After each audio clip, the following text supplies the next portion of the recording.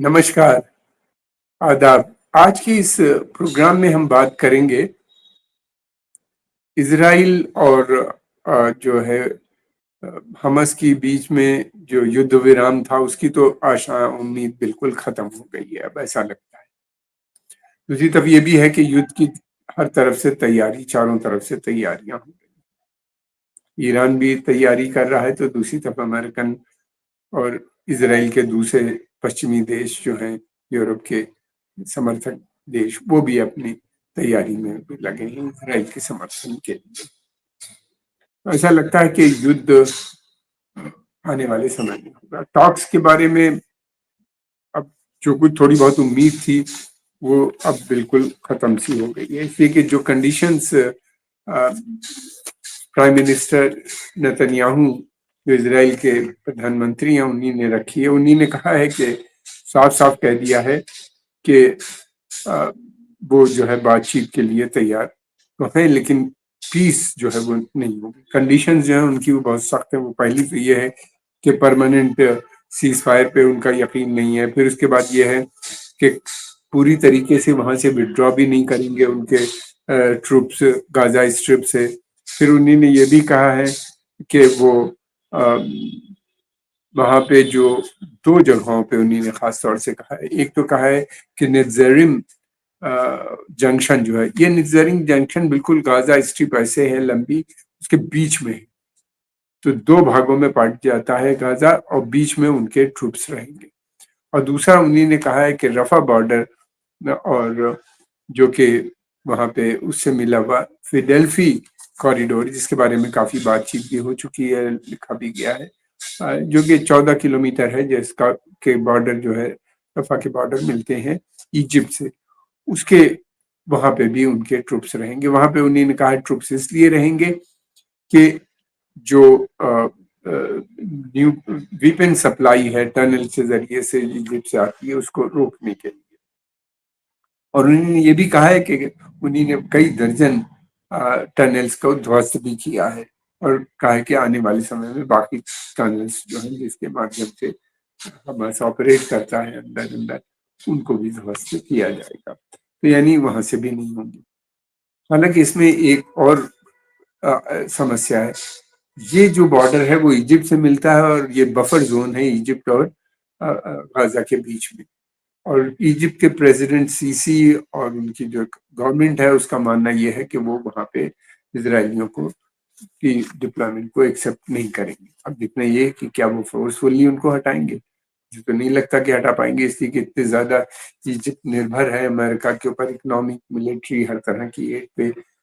वही नहीं बल्कि वो तो इसराइल के साथ इतना ज्यादा जुड़ा हुआ है कि हर तरह की मदद करने पे इसराइल की तैयार रहता है। हालांकि उनकी जनता जो है वो इसके विपक्ष है। वो चाहती है कि फिलिस्तीनियों की सपोर्ट हो, लेकिन वहां पे सेना का राज है, और सेना जो चाहती है वही होती है, वही होता है। तो ये चीजें जो है वो बहुत इंपॉर्टेंट है। फिर उसके बाद उन्होंने ये भी कहा है कि वो जो है रफा क्रॉसिंग जो है इनके ऊपर उनके बाकायदा कब्जा बना रहे। अब रफा क्रॉसिंग ये वो क्रॉसिंग है जहां से इजिप्ट से ह्यूमैनिटेरियन एड, यानी खाने पीने का सामान, पानी और पेट्रोल, दवाएं, एसेंशियल कमोडिटीज, ये सब वहां पे आती हैं, जो कि पहले काफी समय से बंद कर दी थी इसराइल। तो गाजा का इजिप्ट के साथ कोई कनेक्टिविटी नहीं रहेगी, और वहां पे उनके ट्रूप्स रहेंगे। ये उन्हीं ने कह दिया है कि अब ये देखना है कि ये बफर जोन जो है ये 14 किलोमीटर का मैंने बताया, और चौड़ाई इसकी बहुत कम है, कुछ मीटर्स में है। और अब ये है कि क्या इसराइल की नीयत ये है कि ऐसी सिचुएशन क्रिएट कर दो कि इन लोगों को एक ऐसी स्थिति में आ जाए कि कोई ऑप्शन ना बचे, बल्कि इजिप्ट के अंदर चले जाए। ये बात इसराइल काफी समय से कह रहा है। इसराइल का प्रेशर भी है इजिप्ट के ऊपर कि वो सिनाई के अंदर एक नया शहर बनाए जहां पे इन लोगों को बसाया जाए। इजिप्ट ने बहुत से उस बॉर्डर के ऊपर एक पूरा सैकड़ों या हजारों टेंट्स भी लगा रखे हैं कि अगर फिलिस्तीनी आएंगे तो पहले उनको वहां रखा जाएगा। हालांकि इजिप्ट की गवर्नमेंट ने इस बात से डिनाई किया है कि वो ऐसा करेगी कि कोई नया शहर बनाए। उनके लिए। लेकिन ये है कि इजिप्ट के अंदर डुअलिटी है, वो कहते कुछ हैं करते कुछ हैं, उनके ऊपर प्रेशर आता है तो वो वही करते हैं जो अमेरिकन या इजरायली उनसे कहते हैं, क्योंकि वो उनकी निर्भरता बहुत ज्यादा है। और ये भी है। दूसरी बात ये है कि लगातार वहां पे अमेरिकन की भी जो फोर्सेस हैं वो डिप्लॉय हो रही हैं। फ्रांस, जर्मनी, इटली, इनकी भी प्रेजेंस वहां पे नजर आती है चारों तरफ। खासतौर से देख रहे हैं कि जो वो क्षेत्र है रेड सी में, लाल सागर में बहुत ज्यादा इनका डिप्लॉयमेंट हो रहा है। फिर Persian gulf, gulf of Hormuz, ये ईरान से मिला हुआ जो एरिया है, चौक पॉइंट है जहां से तेल होके पास होता है, पर्शियन गल्फ से आता है आगे। तो वो उसके ऊपर वहां पे भी काफी है। फिर क्योंकि ईरान ने कहा है कि वो तेल की सप्लाई को डिस्टर्ब करेगा, इसलिए अमेरिकन वहां पे डिप्लॉयमेंट कर रहे हैं। लाल सागर पे इसलिए हो रहा है कि हूती जो है कमर्शियल शिपिंग को डिस्टर्ब न कर पाए। ईस्टर्न मेडिटेरेनियन में भी इनका बहुत जबरदस्त अमेरिकन डिप्लॉयमेंट है।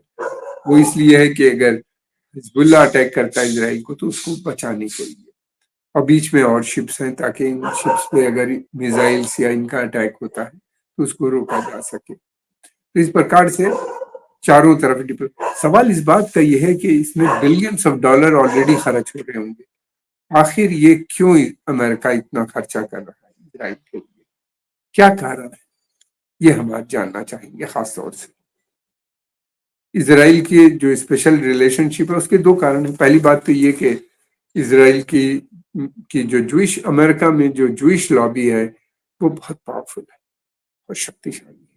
और दूसरी बात ये कि उसके पास हर तरह की सपोर्ट बेस है। अमेरिकन कांग्रेस के अंदर जितने भी वो हैं कांग्रेसमैन हैं, वो ज्यादातर आपको इसराइल के पक्ष में बोलते मिलेंगे। और फिर उसके अलावा ये भी है कि जो बड़े बिजनेसमैन हैं वहां पे बहुत से, वो भी उनको सपोर्ट। फिर इसके अलावा जायनिस्ट क्रिश्चियन जो है वो खुल के इसराइल के साथ है। जो बाइडेन का कहना ये है कि वो स्वयं जायनिस्ट क्रिश्चियन है। आप लगा सकते हैं अंदाजा कि कितनी पावरफुल। फिर इसके अलावा पेंटागन और स्टेट डिपार्टमेंट और दूसरे जो एजेंसीज हैं उन सब में जूइश इन्फ्लुएंस का काफी नजर आता है। इन सब चीजों को देखते हुए एक तो ये कारण है इसराइल को सपोर्ट करने का। इलेक्शन ईयर है, मैसिव फंडिंग भी इनको इन बड़ी बड़ी ऑर्गेनाइजेशंस या जो बड़े बड़े कारोबार है, बिजनेसमैन है, वहां से मिलती है। इतनी बड़ी बिजनेसेस हैं जैसे ब्लैक रॉक, अगर मैं सही कह रहा हूँ नाम, तो ब्लैक रॉक जो है उसकी वर्थ जो है $10 ट्रिलियन की है। तो आप इमेजिन कर सकते हैं, मतलब कई कंट्रीज को मिला के जीडीपी इतनी नहीं होगी, उतनी वो है। अरब, तो पूरे अरब को मिला लो तो शायद 10 ट्रिलियन उनके पास नहीं होगा। सऊदी अरेबिया की जो इकोनॉमी है वो 1 ट्रिलियन की है, जो सबसे बड़ी है इस देश में। बाकी तो बहुत छोटे हैं, कई देश तो जो है वो अराजकता वहां फैल चुकी है। वो बिल्कुल इराक जैसा बड़ा देश, सीरिया जैसा इम्पोर्टेंट देश इस्लामिक वर्ल्ड का, बिल्कुल इंटरनली इन्वॉल्व हो चुका है पहले ही। तो अब ईरान का नंबर है। अब ये क्यों, ये उसका उसका सबसे बड़ा कारण जो है इसराइल को सपोर्ट करने का, एक तो इंटरनल है अमेरिका का और दूसरा एक्सटर्नल, यानी तेल। इसराइल जितनी अच्छी तरीके से अमेरिकन जो हित हैं उस क्षेत्र में उनको पूरा करता है, और हमने पहले भी बताया अमेरिका का जो हित है वो ये है तेल की सप्लाई जो है लगातार बनी रहनी चाहिए पश्चिमी देशों की तरफ में। फिर उसके बाद ये है कि अमेरिका चाहता है कि उसका तेल के ऊपर, अमेरिकन कंपनीज चाहती हैं जिसको कि अमेरिका प्रमोट करता है, कि उनका ग्रेटर कंट्रोल एनर्जी रिसोर्सेज यानी तेल के ऊपर होना चाहिए। यानी तेल की सप्लाई, तेल की कीमत अमेरिकन कंपनीज या यूरोप की जो कंपनीज हैं बड़ी, वो तय करें। कोटा बेस्ड सिस्टम नहीं होना चाहिए जिसको कि उन्हीं ने इंट्रोड्यूस किया है, अरब देशों ने, ओपेक जो संस्था बनाई है ये उसके थ्रू, वो उसके विरुद्ध है। कहते हैं कि मार्केट डिटरमिन करेगा। फिर तेल का को एज ए वेपन भी वो इस्तेमाल कर सकते हैं, जिसके अगर इतना कंट्रोल होगा तो जिसके विरुद्ध चाहेंगे वो तेल की सप्लाई भी बंद कर सकते हैं उस कंट्री के खिलाफ। तो ये चीज़ें हैं, इसलिए और वो चाहते हैं कि उनकी जो सप्लाई, उनका जो कंट्रोल है तेल का, वो न केवल पश्चिमी एशिया बल्कि सेंट्रल एशिया में भी सेंट्रल एशिया में भी होना चाहिए। अब देखना ये है कि Saudi Arabia, UAE, Qatar, Bahrain ये तेल के बड़े स्रोत हैं, और इराक, सबसे ज्यादा तेल सऊदी अरेबिया में पाया जाता है, दूसरे नंबर पे इराक है और तीसरे नंबर पे ईरान। लेकिन ईरान में गैस जो है, नेचुरल गैस, सेकंड नंबर पे रशिया के बाद सबसे ज्यादा पाई जाती है, उसके बाद फिर कतर में पाई जाती है। इस समय गैस की भी बहुत इंपॉर्टेंस हो गई है। तो ये इसलिए वो चाहता है, इसीलिए उसकी जो पॉलिसी है, एक तो दूसरी बात, पहली बात तो ये है कि ईरान की जो पॉलिसी है वो टोटल अमेरिकन पॉलिसी के खिलाफ है, इसराइल के भी खिलाफ है, इसराइल को मान्यता तक नहीं देते वो भी, और उनके जो एलाइज हैं, जिनको के वो कहा जाता है प्रॉक्सी अमेरिकन कहते हैं, जिनको अमेरिका ने जिनको आतंकवादी भी घोषित कर रखा है, वो उन सबको को ये सब ईरान समेत, तो ये ईरान उनकी पॉलिसी को भी नहीं मानता। फिर दूसरी तरफ ये है कि ईरान जो है उसने एक तरफ तो अपने उसका लगातार इंटरेस्ट, इन्फ्लुएंस वहां पे बढ़ता हुआ नजर आता है वेस्ट पश्चिम एशिया में, और दूसरी तरफ वो साथ में रशिया और चाइना को भी लाने की कोशिश कर रहा है। फिर ये भी है कि वहां पे उनकी भी पॉलिसी में बहुत बड़ा परिवर्तन आ गया है सऊदी अरेबिया की, तो वो ये चाहते हैं कि युद्ध हो, और युद्ध इस वजह से लगता है कि उनका यह है कि एक बार अगर सब ध्वस्त हो जाता है ईरान, ईरान में रिजीम चेंज तो आसान नजर नहीं आता मुझको, लेकिन यह है कि इनके पास इतनी एयर पावर है, इनका प्लान यह है कि उसको ध्वस्त, उनके इकोनॉमिक एंड मिलिट्री एसेट्स को ध्वस्त कर दो। तो ये जो है उनकी प्लान, कहाँ तक कामयाबी मिलेगी, कितना ये युद्ध संभव हो पाएगा, ये तो आने वाला समय बताएगा। इसी के ईरान के पास भी बहुत सपोर्ट है, ईरान को रशिया और चाइना की काफी सपोर्ट है। रशियन और ईरानियन लड़ने नहीं आएंगे, ये तय बात है, लेकिन रशिया के बहुत से टेक्नीशियन और इंजीनियर्स और आ, लोग जो है वो ईरान में इस समय मौजूद है। रशिया ने उनको बहुत से 5th जनरेशन जो वेपन सिस्टम है, S-400 मिसाइल डिफेंस सिस्टम, और इस तरह के बहुत सी मिसाइलें भी दी हैं, पता बारे में ज्यादा मालूम नहीं है। और जो उनके रशियन मूल के लोग भी वहां पे मौजूद हैं, जो कहा जाता है कि उनको ट्रेनिंग भी दे रहे हैं उन वेपन सिस्टम को इस्तेमाल करने के लिए। ईरान ने स्वयं बहुत सी मिसाइल, हाइपरसोनिक मिसाइल और अलग अलग टाइप की बना रखी। ईरान का कहना ये है कि वो तेल की सप्लाई को ध्वस्त कर देगा, और जहां से उसके ऊपर अटैक होगा उस देश पे भी अटैक करेगा। अमेरिकन बेसेस चारों तरफ फैले हुए, वो अमेरिकन बेस पे अटैक करेगा। तो बहुत ही खतरनाक ये युद्ध होगा। अमेरिका को इस बात की भी फिक्र नहीं है कि अगर डेथ एंड डिस्ट्रक्शन जो होगा इसी क्षेत्र में होगा, इसी के अमेरिकन कोई ट्रुप ईरान में नहीं जाएंगे, ओनली एयर पावर, मिसाइल या हवाई जहाज से या नेवी का इस्तेमाल होगा। और फिर उसके बाद ये भी है कि ईरान जो है, जो उसके अपने डिफेंस के लिए करेगा, तो ईरान का अमेरिका में कुछ ऐसे थिंक टैंक है जिनका सजेशन है स्टेट डिपार्टमेंट को, उन्होंने ब्रीफिंग में बताया था। ये कहा था कि भाई आप तेल के जितना भी वेस्ट एशिया में है, इसके ऊपर ओमान से लेके सऊदी अरेबिया तक इस पे आप कब्जा कर लीजिए एक स्टेज पे, और बाकी लोकल पॉपुलेशन को वहां से निकाल दीजिए। तो इस तरह के प्लान है उनके कि अगर अराजकता फैलती है तो उनको लड़ने दो, तेल की सप्लाई मगर बनी रहे। ये सब बड़े बड़े प्लान ये लोग सजेस्ट करते हैं, बनाते हैं, करते हैं, जो इम्प्लीमेंट नहीं हो जाते। ईरान एक वजह से और टारगेट है, जो मैंने पहले नहीं बात किया ज्यादा विस्तार से, वो सेंट्रल एशिया। इसी के सेंट्रल एशिया में भी तेल के बड़े का बहुत बड़ा भंडार तेल का भी और गैस का भी पाया जाता है। अमेरिका काफी समय से कोशिश कर रहा है कि वहां से ये तेल के बिजनेस कर सके, मगर ये पूरा क्षेत्र जो है लैंड लॉक्ड है, और यहाँ से सप्लाई होना बड़ा मुश्किल होता है। वाया ईरान ही आ सकता है इस तरफ, और दूसरी तरफ रशिया, और तीसरी तरफ अजरबैजान है। अजरबैजान से कुछ जगहों पे आता है, लेकिन कनेक्टिविटी ज्यादा इन देशों की नहीं। तो सेंट्रल एशिया के तेल पे भी उनकी नजर है। और ये सभी कंट्री, चाहे ताजिकिस्तान हो, उज़्बेकिस्तान हो, तुर्कमेनिस्तान हो, जहाँ गैस के बड़े भंडार हैं, फिर उसके अलावा किर्गिस्तान है, कॉकाशस में अज़रबैजान है, जिससे अमेरिका के अच्छे संबंध हैं, इजराइल के भी अच्छे संबंध हैं।